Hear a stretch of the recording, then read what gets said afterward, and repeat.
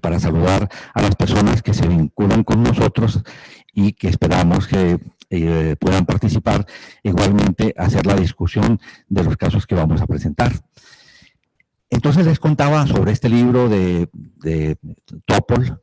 Es un libro donde, curiosamente, están informados esos dos investigaciones que les acabo de decir de la fibrilación auricular y del algoritmo para determinar hipercalemia.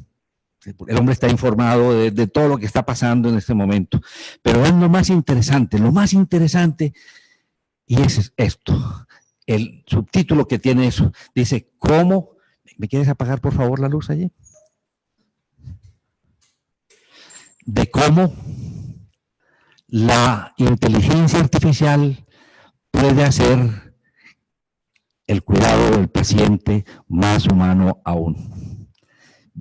Que es algo que lo sorprende a uno y es la necesidad que en este momento siente absolutamente todo el mundo de la humanización del trabajo que hacemos en medicina. De manera que es la parte interesante que en vez de reemplazarnos la inteligencia artificial nos va a dar más tiempo para poder hacer contacto con el ser humano, que es tal vez lo que la máquina todavía no puede hacer, de poder interpretar un guiño, un movimiento de cejas, un tono de la voz, una mirada determinada, o al palpar una tersura de la piel, todas esas cosas que son maravillosas en la elaboración de nuestros diagnósticos. De manera que son dos cosas que, aprovechando mientras nos organizaban eso, les quería comentar. Y empezamos.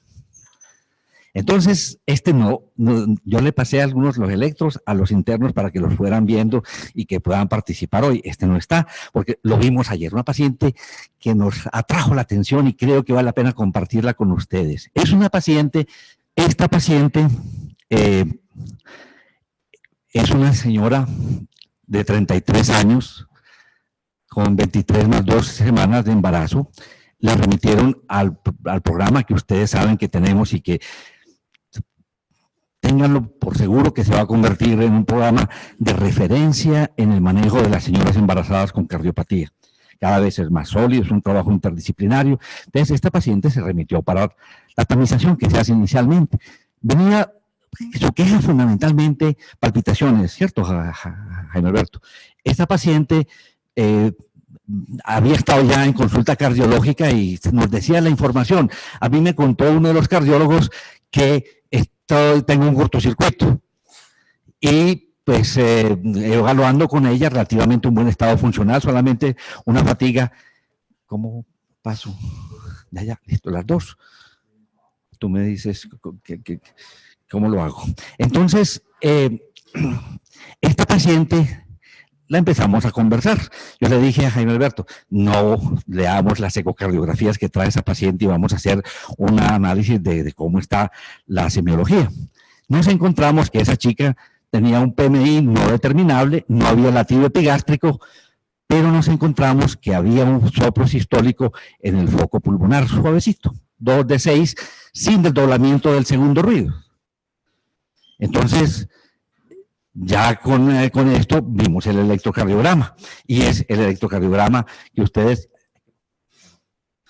el electrocardiograma que está aquí a continuación. Entonces, este es el electrocardiograma de 12 derivaciones. Observen ustedes las derivaciones.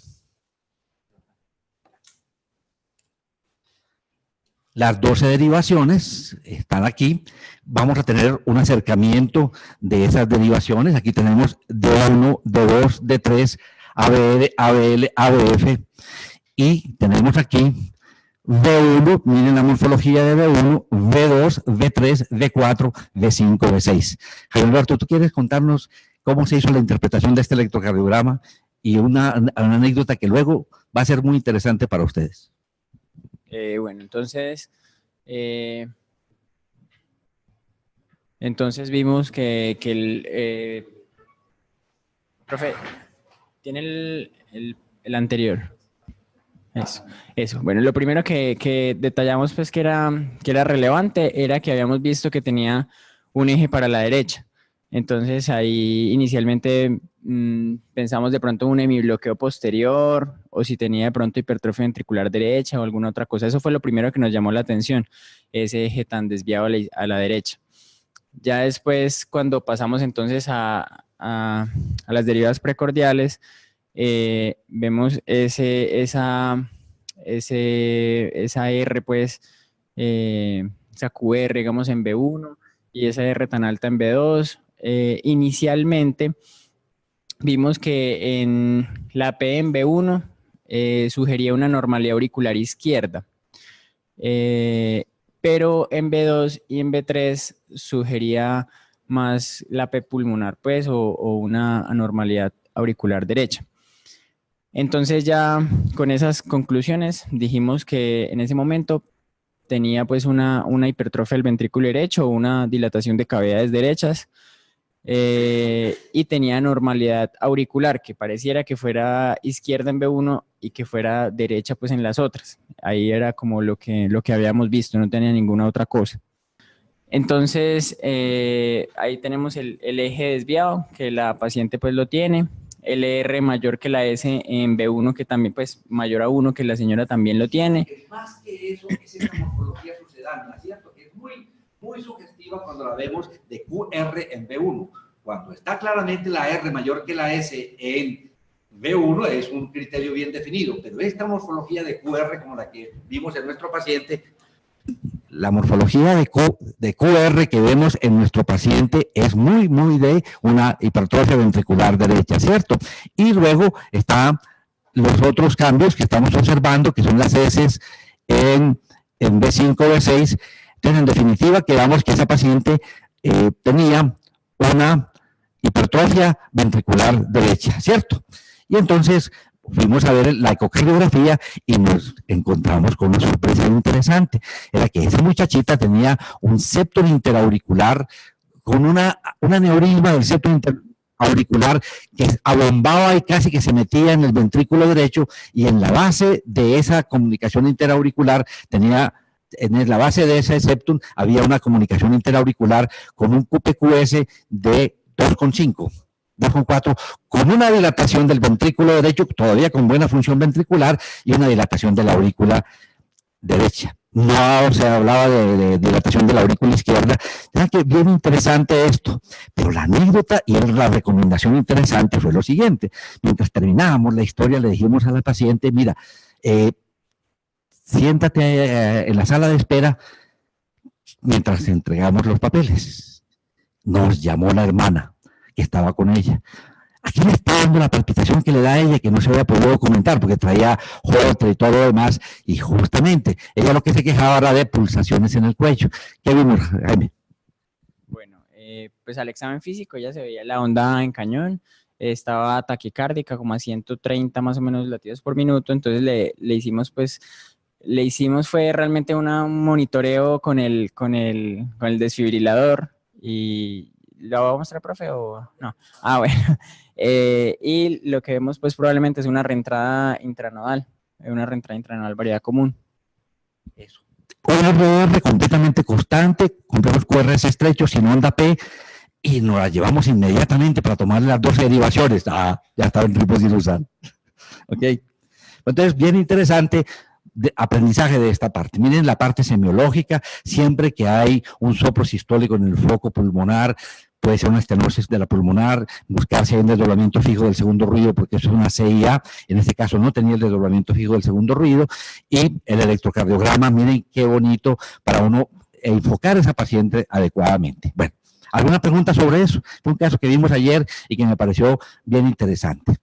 Vamos a tomar este caso. Este caso se los traigo porque quiero hacer una discusión con ustedes. Este señor de 39 años,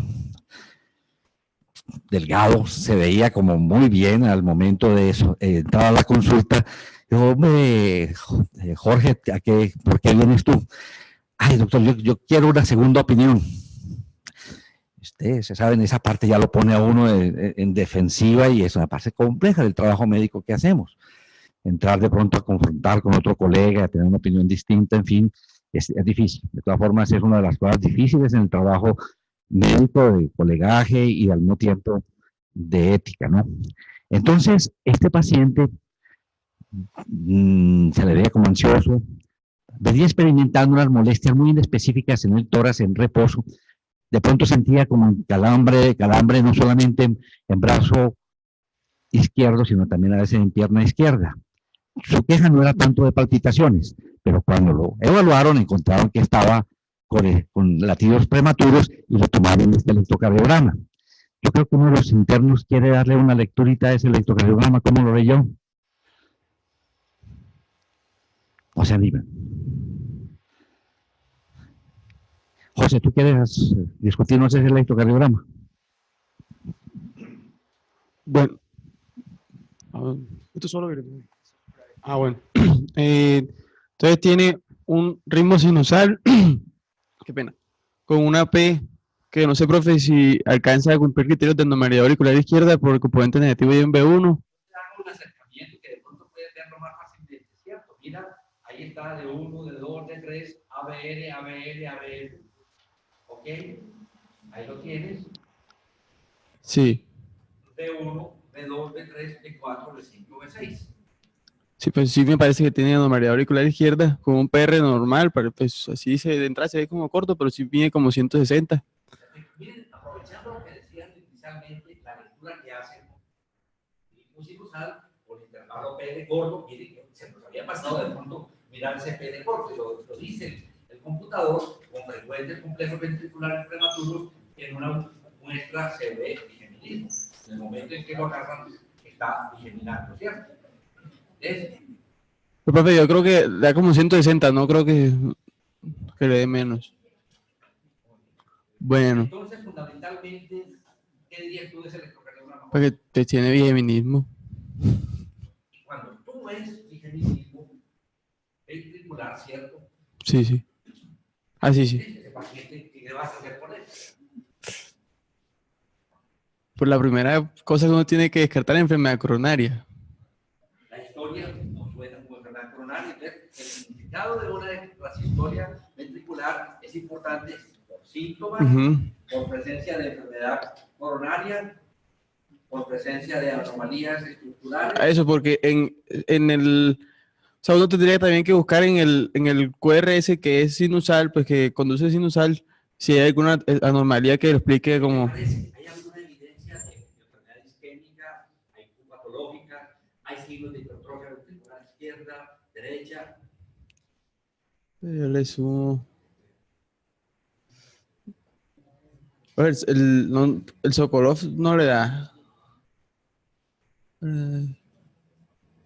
Es un tipo de 38 años delgado, ¿no? Eso sí. Ni siquiera que sea de 40 para decir con seguridad que tenga una hipertrofia ventricular izquierda, ¿cierto?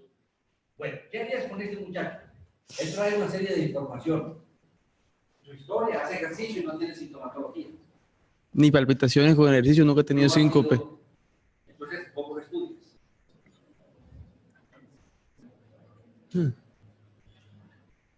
Pues yo le... ¿Usted qué trae? ¿Qué fue lo que le pidió el colega? Tiene ecocardiografía. Trae ecocardiografía. Ver que no tengo un problema estructural. Totalmente normal. ¿Qué más?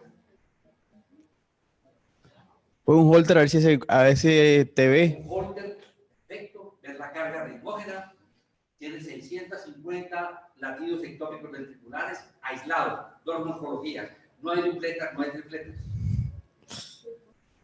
¿Qué te queda faltando? La coronaria. ¿Qué harías con él? Una prueba de esfuerzo. Una prueba de esfuerzo. 13 METs empieza con ectopias ventriculares, desaparecen las ectopias ventriculares. ¿Qué te va diciendo todo eso? Llega 13 meses sin una sola transístole durante el ejercicio, vuelven a reaparecer con el... No, son benignas y una pseudobardicardia. Bueno, la inquietud, y porque es la segunda opinión. Ahí sí yo me ayudo y ahora los colegas nos cuentan qué piensan, si yo actúo correctamente o no. El lío fue de que ya lo tenían programado para una ablación de esas extrasístoles ventriculares. Difícil, ¿cierto? Estaba uno confrontando con un colega que tiene posiblemente una formación más alta que la de uno, y definitivamente esa parte difícil decirle al paciente, hombre, yo pienso esto, cómo presentar un segundo concepto y demás. Este artículo es un artículo que acaba de salir y se lo recomiendo. Es un artículo muy lindo, porque fíjense ustedes que es el manejo de las arritmias asintomáticas y la propuesta que hace la Sociedad Europea de Cardiología. Es un artículo muy lindo donde, fíjense nuevamente lo que tú estabas diciendo, José, de posiblemente cuáles serían las razones que uno le diría a una ectopia, cuándo tendría significado y cuándo sería importante. Y en este momento, hace 5 años no hacíamos ablación de ectopias ventriculares, era excepcional ese porque no teníamos la seguridad y los recursos que se tienen en este momento. Y la parte interesante, vean ustedes ahí todos los criterios que se tienen para decir estas ectopias son de tipo, pues, pueden ser indicadoras de que el paciente o tenga una muerte súbita o desarrolle una taquicardiomopatía, que es otro de los problemas que tienen allí. Y miren qué bonito cómo nos presentan las recomendaciones de, en caso de presentarse tales circunstancias, si definitivamente hay que estudiar con profundidad el paciente y considerar un estudio electrofisiológico y una ablación. Y tienen un algoritmo muy preciso donde más o menos siguen toda la secuencia, incluyendo ya pues algunas veces resonancia magnética nuclear para tomar decisiones. Entonces, esa es una de las cosas interesantes que trae el artículo, porque luego como se analizan todas las demás arritmias que pueden ser asintomáticas, es como vamos a ver de pronto uno de los casos ahorita, y la doctora Natalia ahorita nos puede ayudar un poquito sobre la forma como se genera la taquicardiomopatía y qué tipo de arritmias son capaces de llevar a una taquicardiomopatía. Y presentan un esquema muy lindo de cómo posiblemente es la fisiopatología de la taquicardiomopatía. Ahorita vamos a ver un paciente que nos impresionó a todos por su cuadro clínico y por su evolución, pero miren qué bonito, ese artículo se lo recomiendo porque hay una parte más interesante. El concepto que le di yo al muchacho, dijo, mira, creo que hay razones para pensar de que estas sístoles tuyas no son riesgosas. Vamos a dar oportunidad a ver cómo sigues evolucionando, encontrando cosas posiblemente factores adicionales. Él bajó el café, pero creo que por primera vez mencionó consumo de marihuana frecuente. Entonces, va a desaparecer hasta donde pueda el consumo de marihuana y ver qué pasa al cabo de unos días. No sé, mis compañeros, primero los residentes, ¿qué piensan? Yesir, ¿qué piensas de esa conducta? ¿Y cuál es la opinión? No, pues buenos días. No, pues digamos que estamos frente a un paciente pues que en términos globales es asintomático, que no tiene compromiso de la función pues ventricular. Digamos que ese síntoma a veces como de sensación de la palpitación o eso no, como que no ha afectado significativamente su funcionalidad. Entonces yo pensaría, profe, que podría darse la espera. En general se considera más es cuando hay algún grado de cardiopatía o cuando ya ha tenido un episodio franco como de arritmia pues documentada, pensaría yo. Eso estaría bien. Y sobre el EKG a mí me llamaba una cosa la atención y es que a mí me da la impresión que eran unas extrasístoles ventriculares con unas pausas incompletas.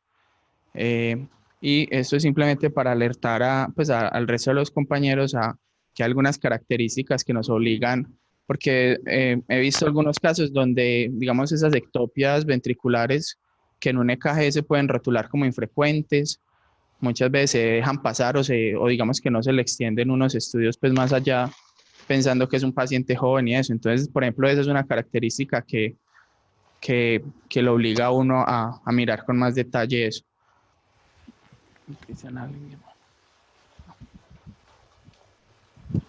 ¿Quieren hacer algún comentario? Uno ve muchas veces que los pacientes pues, que llegan a electrofisiología se les recomienda ablación en igual medida que tratamiento médico, como en las taquicardias supraventriculares, pero no en esto. Y hay que tener en cuenta que esos procedimientos de todos modos, generalmente no pasa nada, pero si pasa es muy grave. Entonces, en este paciente, pues claramente yo creo que la recomendación sería manejo médico inicialmente por el riesgo, pues con una carga arrítmica tan bajita, pues probablemente no va a ser taquicardiomopatía, pero como le molestan tanto, sí vale la pena hacerle tratamiento y controles para ver cómo va el control de la arritmia y y poco más. Muchas gracias. ¿Algún comentario de parte de ustedes? ¿Alguna observación?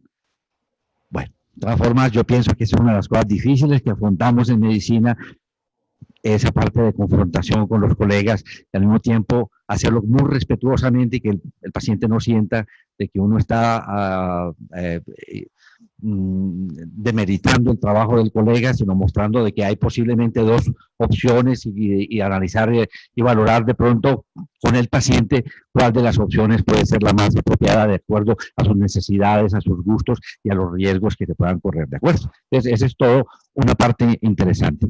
Vamos al siguiente electrocardiograma. Este electrocardiograma es un electro chévere. Estaba reemplazando en una actividad de asesoría, de teleasesoría a un colega que estaba haciendo una triatlón en San Andrés mientras tenía su participación. Lo estoy cubriendo 3 horas y me tocó este caso. Entonces, bien interesante y me parece que tiene una serie de detalles bonitos. Una paciente de 46 horas con 20 horas de dolor torácico que se incrementa con la inspiración y le pusieron un diclofenaco y mejoró. De todas formas, muy juiciosos, el colega, una vez que llega el paciente con dolor de pecho, después de hacer una anamnesis muy juiciosa, un buen examen físico, el electrocardiograma, le tomó el electrocardiograma y en segunda opción, no solamente le tomó el electrocardiograma, sino lo apropiado. Pues no encontró posiblemente los cambios característicos de un infarto del miocardio con elevación del segmento CT y se acompañó de troponinas. Las troponinas, hasta el momento en que interconsultó, estaban negativas. Y este es el electrocardiograma que tenía este joven. ¿Alguno de ustedes quiere hacer la discusión de ese electrocardiograma? Los internos.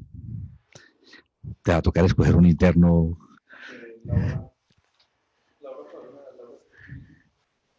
Listo, Laura. Bueno, ánimo pues.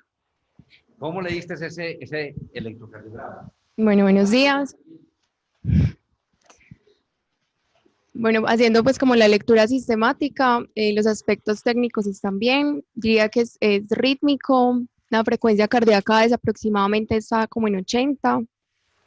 Lo que me llamó la atención de ese electro es que tiene una elevación del ST en varias derivadas, entre ellas pues D2, D3.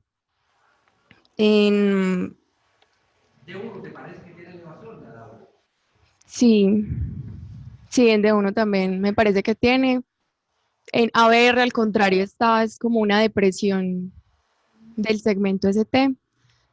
Y en las siguientes también cumple que pues eleva el ST en B2, B3, B4, B5 y B6.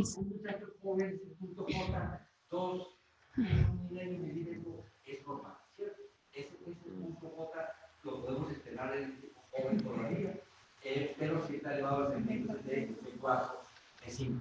¿Algún otro detalle psicológico electrocardiográfico, Laura? ¿Qué tiene el que el PR está deprimido y en ABR es ascendente. Es que por eso te digo que es una... No, figuras.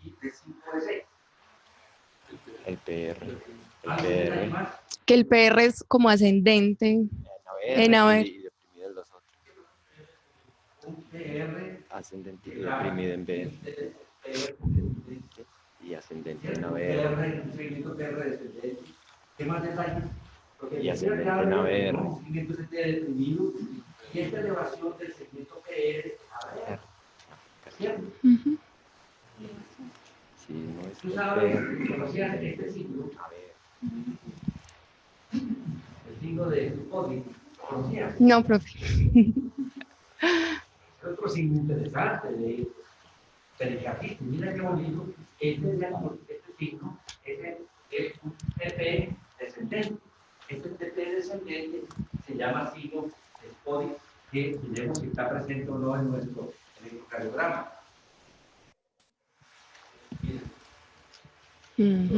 Sí, señor.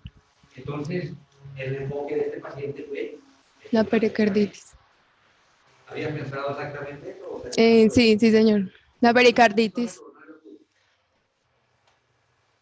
Pues lo que pasa es que ahí con la depresión del ST en VR es lo que lo hace pensar a uno como en... Profe, se trata de un paciente masculino de 27 años que trabajaba como pintor, pues, sin antecedentes relevantes, quien consultó por un cuadro más o menos de 2 semanas de evolución de pérdida de peso, diaforesis nocturna,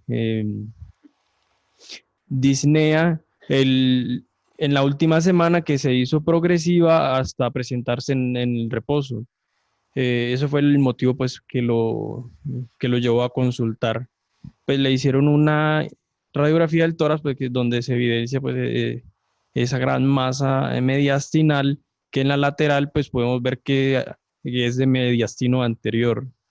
Se enfocó entonces como una masa mediastinal y por la sensación de disnea se le tomó un electrocardiograma donde se evidenció pues que habían datos sugestivos de pericarditis. Entonces, como vemos allí en el electro, está el ST elevado en D2, D3, ABF, y también recuerdo pues que sí, en ABR también pues deprimido, con el PR también elevado, pues lo que habíamos nombrado anteriormente. Y en B5 y B6 también creo que habían, sí, estaba también elevado en B5 y B6, igualmente con las características del PR. Entonces pues definimos, se le hizo una tomografía donde se evidenció que había pues la masa mediastinal con realce en el pericardio, entonces la masa estaba infiltrando el pericardio. Carlos nos mandó este electrocardiograma y ustedes para reforzar los hallazgos en una pericarditis en el electrocardiograma, que son de gran utilidad. El diagnóstico de pericarditis no es fácil. Una vez que uno ve esas imágenes, vuelve a examinar al paciente en búsqueda de un fuerte pericárdico, se ve una electrocardiografía, muchas veces la electrocardiografía no muestra nada. A veces se llega a resonancia magnética nuclear, se puede encontrar edema y demás del pericardio, pero muchas veces no encuentran nada. Y puede ser muy interesante si uno queda con dudas en el diagnóstico de hacer seguimiento electrocardiográfico, porque recuerden ustedes cómo ese electrocardiograma puede volverse a la semana completamente normal, pero luego dar unas T negativas de forma generalizada que nos ayudaría a complementar el diagnóstico. En este caso, obviamente, es una pericarditis de un origen muy definido, que es una pericarditis de origen tumoral. ¿Qué dices algo más del paciente? El paciente todavía no se le ha podido hacer la biopsia porque no toleró pues el procedimiento y se le va a realizar la biopsia de la masa mediastinal bajo anestesia, pero pues el paciente todavía está hospitalizado en la institución. Muchas gracias. Un paciente que nos remitió el doctor Santiago Giraldo. Santi, tú nos ayudas a presentar al paciente y a discutirlo. Claro que sí, profe. Entonces, este era un hombre de 68 años de edad, cuyo único antecedente relevante era la historia de hipertensión arterial. Y él desde hace 2 meses venía presentando episodios de dolor torácico en reposo que se dían de manera espontánea y a los cuales él no le prestaba atención. Y un día de manera pues súbita, estando en reposo, tuvo dolor torácico intenso asociado a disnea. Eso lo motivó a consultar a una unidad intermedia. Allí le toman un electrocardiograma, el primero no lo tenía, le toman una troponina porque tenían confusión con el enfoque del cuadro clínico del señor, e incluso logran hacer una troponina control, intentando evaluar si había una cinética de lesión miocárdica. El paciente estando en urgencias, ya lleva cerca de 20 horas de dolor, se torna bradicárdico y por ello pues deciden remitirlo a esta institución. ¿Por qué te llamó la atención ese electrocardiograma y qué nos enseña ese electrocardiograma y ese caso clínico, Santi? Pues uno que... Pues lo leo o no. O... Sí, claro. Bueno. Bueno, entonces llamativo, el paciente tiene... está bradicárdico, ¿cierto? Ahí va cerca de 50 latidos por minuto. 300, 150, 100, 75, 60, 50, como 45. Eso, bueno, uno. Entonces está bradicárdico. 2, el ritmo no es un ritmo sinusal. Vemos que de hecho no tiene una línea isoeléctrica y tiene un ritmo como auricular que enmascara, oculta o modifica la línea de base. Entonces sugiere que tiene posiblemente una arritmia atrial, posiblemente una FA, una fibrilación auricular, diría yo. pero que curiosamente el RR está constante. Es rítmico eso. Entonces una FA rítmica, entonces sospecha uno fuertemente en un paciente con una FA que va rítmico y va bradicárdico que eso tenga de base de fondo un bloqueo de tercer grado. Y ahí vemos en el EKG la causa pues, del bloqueo auriculoventricular de tercer grado. Él tenía una elevación del segmento ST en las precordiales de la cara anterior. Y cuando se llevó pues, a cateterismo luego de 20 horas de evolución del cuadro clínico. Hay algo muy interesante cuando hay bloqueo de rama derecha y síndrome coronario agudo originado por una obstrucción de la descendente anterior. Es muy fácil que se le pase uno por alto y hay veces que ahorita vamos a mirar un paciente que se le hizo el diagnóstico de infarto agudo de miocardio sin elevación del segmento ST porque definitivamente tenía ondas Q patológicas en B2, en B3 y elevación del segmento ST en B2, lástima que no se vea B1, B2 y B3. Aquí no le queda a uno la menor duda de que ese paciente, cuando hay un bloqueo de rama derecho, ven ustedes la R terminal en B2, siempre hay un segmento ST deprimido con T negativa, pero en este caso definitivamente hay elevación del segmento ST y en un bloqueo de rama derecho nunca vamos a ver esa onda Q que se ve en B2, eso ya definitivamente es el de una necrosis establecida. De manera que esta semiología de infarto de miocardio con bloqueo de la rama derecha siempre hay que tenerla en cuenta. Ahorita vamos a ver otro electrocardiograma de un paciente que tuvimos en esta ocasión. ¿Cómo se estudió ese paciente y cómo se manejó? Bueno, profe, entonces yo no fui el médico que lo ingresó Braulio. Cuando él lo vio, a pesar de que ya 20 horas de dolor, el paciente tenía un bloqueo de tercer grado, entonces decidieron llevarlo a un cateterismo emergente y ahí encuentran que tenía una oclusión total de la descendente anterior proximal. El paciente incluso requirió un marcapasos transitorio, pero pronto resolvió el bloqueo AB con la reperfusión, pues con la reperfusión de hemodinamia, el bloqueo AB de tercer grado resolvió con la terapia intervencionista. Estuvo en cuidados intensivos. Vemos que en la ecocardiografía quedó con una disfunción ventricular grave, con una FEBI del 37% y múltiples trastornos de la contractilidad de la cara anterior. Y durante la estancia hospitalaria ya de UCI fue trasladado a unidad de cuidados especiales y en la unidad de cuidados especiales hizo un episodio de fibrilación ventricular, pues hizo una parada cardíaca aortada, fue presenciada por el médico, entonces fue un periodo de reanimación muy corto, lo desfibrilaron en 2 ocasiones y el paciente pues regresó a circulación espontánea. Entonces ya estamos entre el escenario en un paciente que necesitaba prevención secundaria de muerte cardiovascular, porque esto ocurrió como al 7º día la fibrilación ventricular. Entonces, en última se llevó a CDI, se llevó a implante de un cardiodesfibrilador implantado. ¿Algún comentario? ¿Alguna observación? Ese detalle semiológico, electrocardiográfico, que es bien bonito de encontrarse un paciente con un ritmo de fibrilación auricular como el que vemos en este caso, un RR constante, nos hace pensar en una FA bloqueada. Aquí en este caso estamos ante un síndrome coronario agudo, otras veces hay que pensarlo, un beta bloqueador, un digital, puede ser una de las manifestaciones de la intoxicación por digital, encontrar una FA rítmica completamente, de manera que hay que tener en cuenta eso. No sé si hay alguna observación, algún comentario de parte de ustedes. Pasamos al otro caso.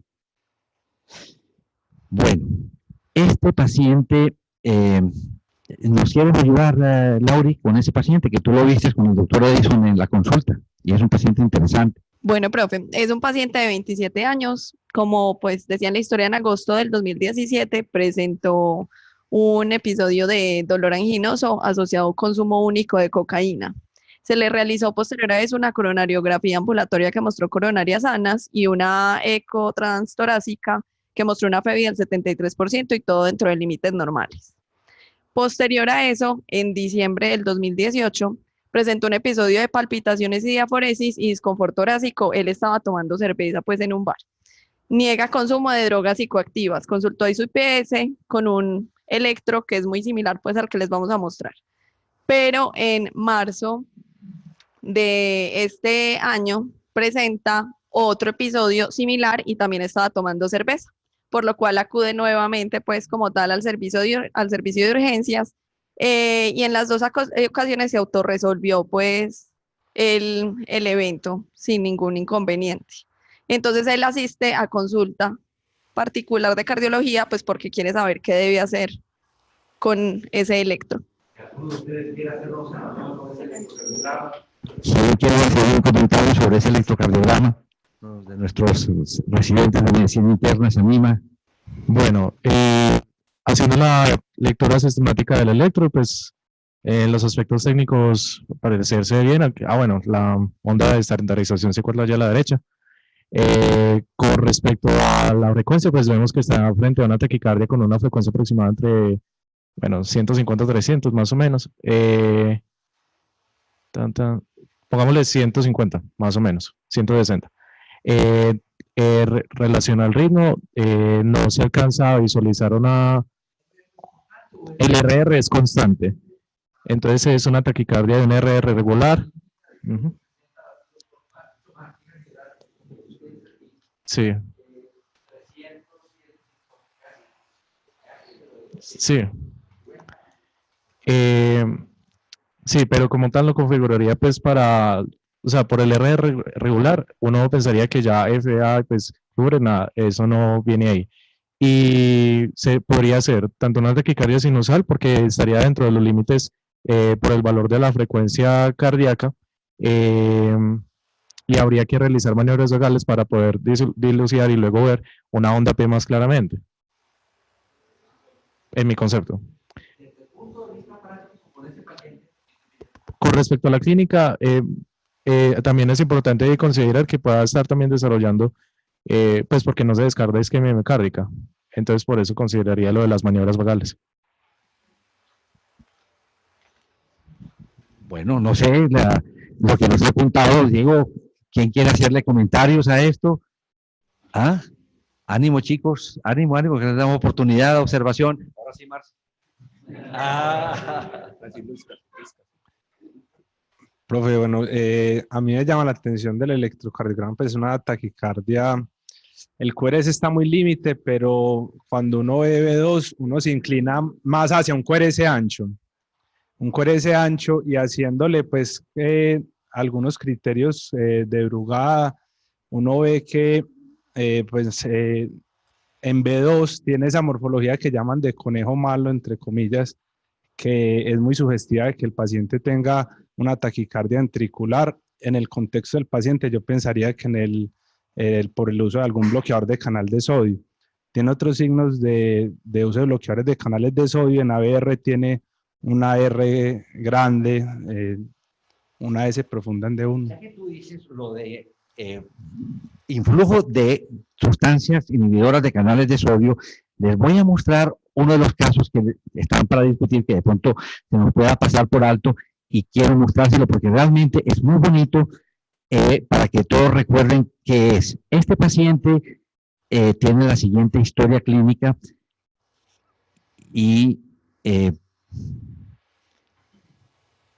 un hombre de 45 años de edad con antecedentes de trastorno depresivo. Fue llevado al departamento de emergencias por servicios médicos de emergencia por un episodio de convulsión tónico-clónica generalizada presenciada por familiares en el hogar. No tenía antecedentes de trastorno convulsivo. En el servicio de urgencias, en lo que ustedes ven allí, pero lo más interesante fue que se encontró este electrocardiograma con este paciente. Miren ustedes la morfología de D1, de ABR y de B1, un acercamiento de una S en D1, un QRS que ahí sí está ahí, no está muy amplio, pero cuando miramos B1, allí definitivamente sí se ve esa modificación parecido a una aleta de tiburón tipo Brugada. Entonces, cuando uno ve esta modificación de D1, S en D1, la P usualmente está metida en la T y no se alcanza a ver bien, la R de más de 3 milímetros en ABR y esa morfología en B1, definitivamente ese sí es una modificación de sustancias que inhiben los canales de sodio, y entre ellos, obviamente, lo que tú estabas pensando, la cocaína, y hay que tenerlo en cuenta, ¿cierto? Pero mira lo distinto que es, y cuando este paciente revisamos el electrocardiograma que tenía previamente, miren, era un electro totalmente normal, y al aplicarse el bicarbonato, a ese paciente llega a este punto. Entonces, quería aprovechar este caso para que tuviéramos la diferencia de cuando hablamos de el efecto que hay de sustancias inhibidoras de los canales de sodio del cuerpo. Entonces, volvamos otra vez a nuestro electrocardiograma. Entonces, ¿cómo sería el enfoque que harías de este electrocardiograma? Ahí tienes dos derivaciones claves en la morfología, que es B1 y B6, y una morfología de ABR para aplicar criterios de Berekei y aplicar criterios de Brugada. ¿Qué te parece? Pues entonces, en Berekei, la onda R inicial, pues no parece positiva, arrancas con una S. Entonces el primer criterio no lo cumpliría. Ajá. Entonces ahí el segundo criterio, que es una duración más de 40 milisegundos, tampoco la cumpliría porque es pues, una pendiente muy marcada. Tampoco tiene un mellamiento en la parte descendente de la onda S, que sería el tercer criterio de Berekei. Y el cuarto, pues que sería hacer las medidas de la porción inicial y la porción distal y hacer la relación, tampoco lo cumpliría. Entonces, a una supraventricular. Sí, señor. ¿Y qué te parece la morfología de la taquicardia? ¿Es de bloqueo de rama derecha, bloqueo de rama izquierda? Más de lo que rama derecha. Bloqueo de rama derecha, predomina lo positivo en B1 y es monofásica y básica, como decían ahorita de conejo, o es trifásica. Profe, trifásica. Y la R de 6 es más alta que la S de 6. Todo apunta, de acuerdo a Brugada, a bien que sea una con aberrancia. ¿Nos cuentas? Y nos cuentas ahorita, Lauri, cómo. No, dos cosas como para aclarar. Digamos que la morfología de conejito malo es al revés de cómo está en esta. Generalmente como que el piquito izquierdo es más alto que el derecho y ese es como el que más sugestivo. Lo otro es que antes de los criterios uno puede notar algunas cosas como lo menciona el doctor y es que el inicio del complejo es muy rápido y cuando el inicio del complejo es muy rápido eso es sugestivo de que sea algo que se está conduciendo por el sistema de conducción que es rápido. Entonces esa es una pista. Y lo otro es el criterio de Pava que se hace en D2 y que es la deflexión intrínsecoide mayor de 50 milisegundos y como podemos ver justamente por ese ascenso tan rápido que tiene en el inicio del complejo no logra pues cumplir tampoco ese criterio que es muy sencillo y también tiene pues buen rendimiento. Bueno, entonces se le pidió el estudio electrofisiológico aquí pues en el hospital. Ellos entonces encontraron. Sí, bueno, entonces él le realizó el estudio electrofisiológico y se encontró que era una taquicardia por reentrada nodal de la variedad común y algunas veces con fenómeno de aberrancia de la conducción asociada. Se le realizó la ablación y ya está súper bien. Se enfocó, fue remitido muy bien de la unidad intermedia como un paciente de 55 años con dolor de pecho. El médico que lo remitió con el diagnóstico de un IAM con relación al segmento ST. Miren ustedes, esa morfología en B2, ese segmento ST, así sea, eso tan tenue, está elevado el segmento ST cuando hay un bloqueo de rama derecho. Ese paciente, ¿quién recuerda ese paciente? Lo vimos, ¿quién lo vio en la sala? Les quería mostrarles ese detalle y observen lo que estábamos charlando. Si uno de pronto tiene dudas, confróntelo de todas maneras con la lectura. Si tiene uno un buen equipo, que tiene un buen computador, tiene radicales sinusal, bloqueo de la rama derecha y un infarto anterociptal, edad indeterminada. Entonces, es interesante prestarle atención, no tomarlo como la determinación. Quien debe hacer la lectura es el ser humano, no la máquina, definitivamente. ¿Ok? Entonces, quería mostrarles eso. Miren ese segmento ST, que el anterior, ese segmento ST, mírenlo ustedes, definitivamente ondas copatológicas, el segmento ST elevado, que no le queda la menor duda a uno de eso. Bueno, el último quesito es este electrocardiograma, que fue también un electro bien interesante y aprovechamos la presencia de la doctora Natalia, que lo vio hasta el momento de darlo de alta y aprendamos de él. Bueno, entonces, este señor, un paciente de 56 años, él llegó a consulta con un cuadro clínico que llevaba más o menos 4 días de evolución, consistente en sensación de palpitaciones, un poco de disnea, básicamente eran esos dos síntomas. Había consultado a su hospital local y allá lo trataron como una taquicardia supraventricular con aplicación de adenosina y de amiodarona. Vio que los síntomas no mejoraban, entonces decidió consultar al hospital. En la consulta, nosotros lo encontramos con... profe, vas a poner el electro. Con un electrocardiograma. Bueno, este lo traía el de su sitio del otro hospital. Ese fue... Ah, bueno, ese fue el que le tomamos inicialmente, que vemos pues claramente que tenía como unas ondas de flúter y estaba muy rápido, el paciente en ese momento estaba muy sintomático y por eso se hospitalizó, se inició con tratamiento beta bloqueador y con anticoagulación para seguir pues como el tratamiento y el manejo del ritmo de ese paciente. ¿Le sigo contando, profe, la evolución? Sí. Al día siguiente, el paciente... Que no sea sinusal, hay que mirar muy juiciosamente de uno, y ustedes observan cómo se alcanzan a ver si uno hace si uno le toma una fotocopia al electrocardiograma, porque no lo debe hacer, pone el electrocardiograma del paciente, no rayen los electrocardiogramas de los pacientes, por favor, que después se pierde uno. Pero fíjense ustedes, si ustedes toman una fotocopia, ustedes ya sí hacen aquí y se dan cuenta muy claramente las ondas de flúter. Y si tiene uno dudas, aquí ve uno que se está disparando esas ondas de flúter a 300 por minuto. Tenemos una frecuencia de 150 y tenemos estas ondas que se alcanzan a ver disparándose a 300 por minuto de forma rítmica, que nos permite decir que es un flúter atrial con bloqueo 2 por 1. Entonces, ahora sí cuéntanos de la paciente. Que alternaba con una fibrilación auricular. Signos de inestabilidad hemodinámica de nuevo, se cardiovirtió y pocos minutos después entró a un ritmo de paro, actividad eléctrica sin pulso.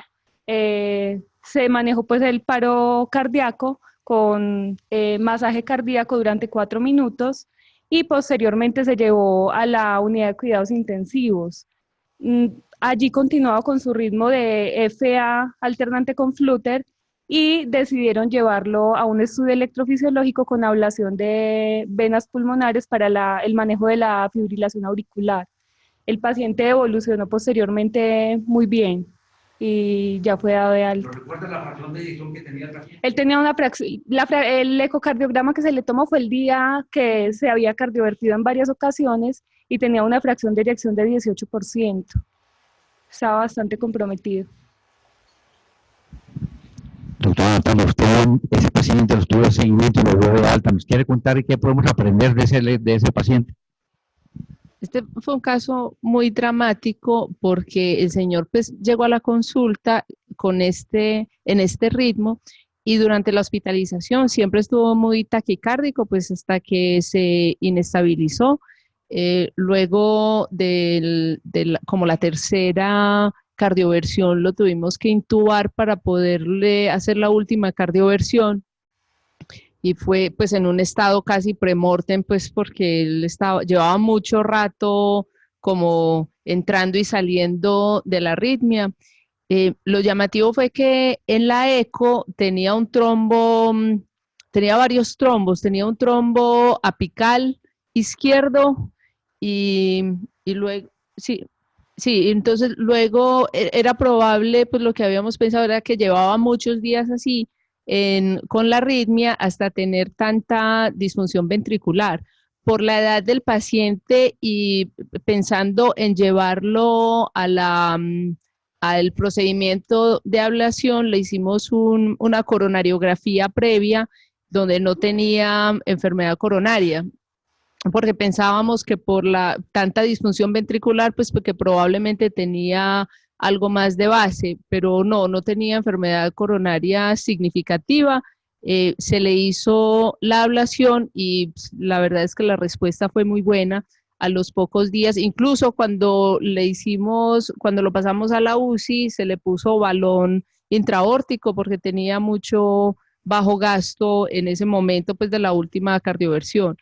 Y la idea, pues me imagino que mejorará. El ventrículo, una de las de los signos de pronóstico para la recuperación de la función ventricular por taquicardiomiopatía es el tamaño del ventrículo, que a pesar de tanta disfunción ventricular no estaba dilatado. Entonces pensamos que se va a recuperar con un buen control de la arritmia. ¿El manejo de este paciente de falla cardíaca? Sí. No, de todos modos hay que darle tratamiento médico óptimo para la falla cardíaca, aunque permanezca en ritmo sinusal. Recuerden que los pacientes que tienen insuficiencia cardíaca con FEBI recuperada pueden recaer. Entonces, de todos modos, aunque no se sabe muy bien pues, el mecanismo de la taquicardiomiopatía, de todos modos hay que darles tratamiento y cuando se recupere hay que continuar ese tratamiento y se beneficia mucho de control del ritmo. Aunque pues si recae, pues de todos modos siempre hay que tratar de mantenerlos en ritmo sinusal. Pero a esos pacientes de todos modos hay que darles tratamiento médico óptimo y continuárselos cuando se recupere la FEBI. Comentarios, preguntas. Y mantenerlo anticoagulado, que siempre pues hemos tenido esa duda que después de controlar la arritmia a veces hacen rachas cortas de FA y hay que mantenerlo anticoagulado, aunque uno siempre los vea en FA. Doctora, muchas gracias a todos. Creo que hemos cumplido una sesión muy interesante con las enseñanzas muy valiosas. Ánimo, manden los electros que están viendo todos los días, que justamente todos nos aprovechamos de eso. Muy buen día.